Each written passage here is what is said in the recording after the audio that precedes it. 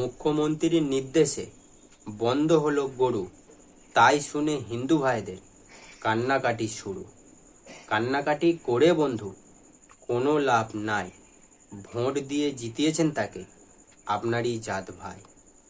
গরুকে মাতা বলে, গরুর মাংসই খায়, আর 14 বছর পরে মাতা থাকে নাই।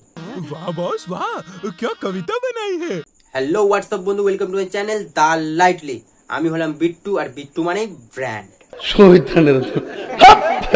আমাদের মতোই মানুষ সে, মনে আছে বিষ, একটা সময় ভোট দিত, কাস্তে ধান শেষ।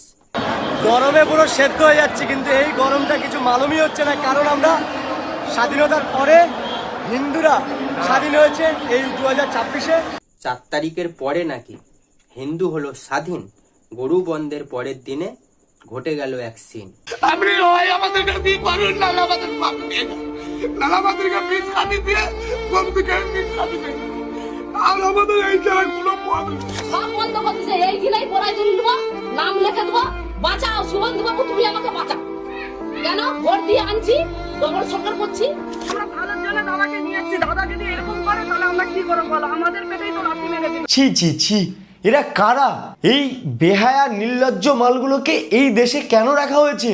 রহিম চাচার খাটে জন্ম নেওয়া এই হিন্দুদেরকে আগে এই দেশ থেকে তাড়িয়ে দেওয়া হোক, নাহলে এরাই কিন্তু এই দেশের জন্য ক্ষতিকর, এই হিন্দুদের জন্য ক্ষতিকর, এই সমাজের জন্য ক্ষতিকর। এমন কথা বলিস না, লাগবে তোর পাপ। ফুলের মালা পাবি না, পাবি জুতোর ছাপ।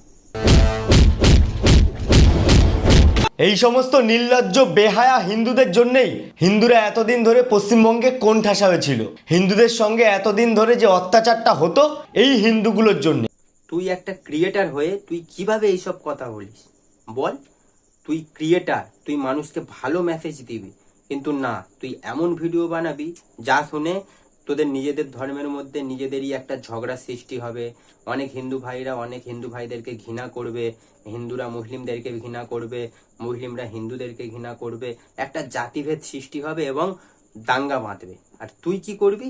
তুই তো আরামের সাথে শালা বিরিয়ানি নিয়ে টিভির সামনে এসি রুমে বসে খাবি আর সেটার মজা নিবি। এগুলোকে বন্ধ কর। আর সোশ্যাল মিডিয়ায় যেহেতু তুই কাজ করিস, একটা ইনফ্লুয়েন্সার, তাই তুই একজন ভিডিও ক্রিয়েটার হিসেবে তুই দেখা যে না, মানুষের মধ্যে মানুষের ঐক্য বন্ধনটা জরুরি। তাই প্লিজ দয়া করে শুধরে যা। আমরা যেখানে গরুকে গোমাতা হিসেবে স্বীকৃতি দেই, গরুকে আমরা গোমাতা হিসেবে পূজা করি, আমরা যে কৃষ্ণ ভক্ত, যে তুলসী কাঠের মালা আমরা গলায় পরি, তখন যে রাধে রাধে বলি, হরে কৃষ্ণ বলি, সেই গোমাতা, সেই কৃষ্ণের অবতার গরু, সেই গরুকে প্রকাশ্যে নৃশংসভাবে কারুর খাদ্য যাতে না হতে দেওয়া হয়, তার জন্য পশ্চিমবঙ্গের নতুন সরকার, নতুন মুখ্যমন্ত্রী একটা পদক্ষেপ নিয়েছে। আর গরু যখন মাতা আর ভারত সরকার যখন হিন্দু, তাহলে গরুর মাংস রপ্তানিতে ভারত কেন 2 নম্বরে আছে? এদের মধ্যে যদি নিজেদের ধর্মের প্রতি একটু বিশ্বাস থাকতো, একটু ভালোবাসা থাকতো, তাহলে এরা এইরূপ আচরণ কখনোই করতে পারতো না। শুভেন্দু অধিকারী মহাশয় বলেছেন 14 বছরের ঊর্ধ্বে যে গরুগুলো রয়েছে সেইগুলো আপনারা বিক্রি করতে পারবেন, তার নিচে যে গরুগুলো রয়েছে 14 বছরের নিচে, তাদেরকে বিক্রি করার কি দরকার?